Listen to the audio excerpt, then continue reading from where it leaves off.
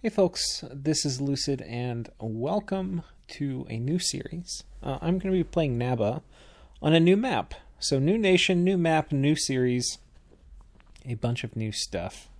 I started the series right around the new year, so we were going for all new stuff in the new year. So yeah, I've just got the map pulled up here. This video is mostly going to be about the map. I'm not very far into the series, so it'll probably be on like a once a week upload schedule on like Sundays or something until I get farther ahead. And I've got a bunch of other series on my channel that are kind of filling up the pipeline. Anyway, let us take a look at this gorgeous map and talk about it. This map is Edowyn, and it's made by Pymus. He is probably the best map maker in the Dominions community by some margin, I would say. He made Pelwer and Biden and Snurden and Hexawar. I forget exactly how you say all those, but he made quite a few maps, and they're just gorgeous. Just look at this. I really love his style. It's very kind of whimsical. He's just very bold with all the brush strokes, and you see that, and I don't know. It's very unique to him. I really like this style. And the caves here are just gorgeous. The caves are the best part of the map. You've got this one, which is just badass looking. You've got this one down here, which looks like a snake. Coming down, we've got the dead dino cave. And then coming down here, we have like the pyramids in the desert, but it turns into a cave down here. And then the bear cave. They're just so great. And then the little dead dinosaur doodads down here. The villages are wonderful as always. It's just a gorgeous map. It's so much fun playing on a beautiful map. As for the map settings, there's 10 land nations that should fit. And 3 to 4, really 3 water nations. This lake system here is big enough for 2, barely. And this one is big enough for 1, and not really 2 at all. It just can't fit 2 in there. But this is small for 2, so it's going to be a knife fight. You could play 1-1, but this is going to be a slightly better start location if you only have 2 underwater nations. Or significantly better. So I don't know. I think one option too is to like split this up, but then you're gonna have 4 underwater nations on a map like this, which is a lot. I think what another option too is just have 1-1 and not have them connected, or have them connected just by this, and then anyway. I know Pymus is thinking about maybe ways to tweak it, but I think just as people play the map more, and kind of give feedback, he'll get all these things sorted out. But anyway, so you can have 3 really water nations, and then 10 land nations. In the map, I'm going to have a link for it in the description.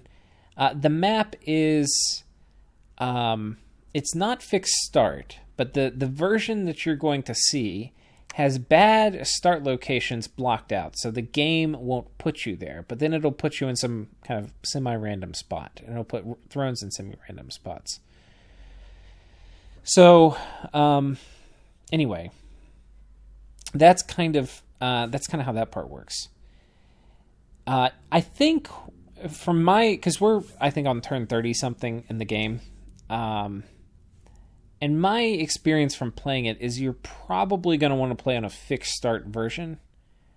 So, but in single player and stuff like that, it's probably better to have the version he's putting up. But for multiplayer, it's probably better to have 10 different land starts, and then anyway, everybody just rolls into one of them, and then the ocean starts probably need to be fixed too. But anyway, you can totally play it with the version that I'm going to put a link to. It's just the starts are going to be random, and the real thing is, and it's not an issue with the map, it's more with the Dominions nation placement. It's, it can put thrones in your cap circle. It can put, this is a map that has some choke points on it that can be really important. And it can put thrones on choke points that are going to really mess up your expansion. So if you manually put in fixed start locations and fixed throne spawn locations, it just gets rid of a lot of that headache, and you have, a slightly more balanced start or more balanced game.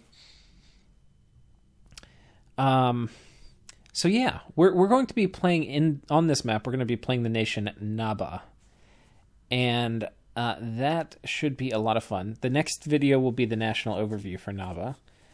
And I may actually have to go back and re-record it, because I recorded it before the game with kind of my thoughts. And now that I'm about halfway through, I definitely have some things that I've learned. Yeah. But I hope you get this map and try it out. There is no reason not to. It is so gorgeous. I'm going to put a link, like I said, to the map, but also to Pymus's Ko-Fi page.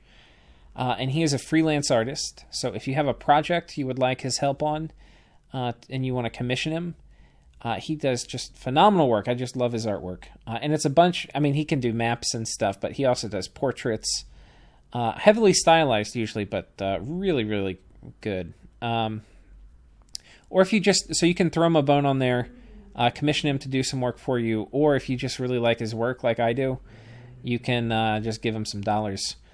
As a thank you, buy him a beer, because I know he put a ton of time into this, and it just came out looking so great. So great. There's a winter version for the map, and it also looks phenomenal. And look at this. What if you were able to make stuff like this? It's just so good looking. Dang. Anyway. Yeah, so go check that out. Also on his Ko-Fi page, he's got his gallery with all of his artwork that he's done. And it's just fun to click around and look at all the stuff he's done. He's done some really good-looking portraits and different types of kind of artwork. So go check it out. And I will see you in the next episode, which will be the start of this game. So take care, folks. See you then.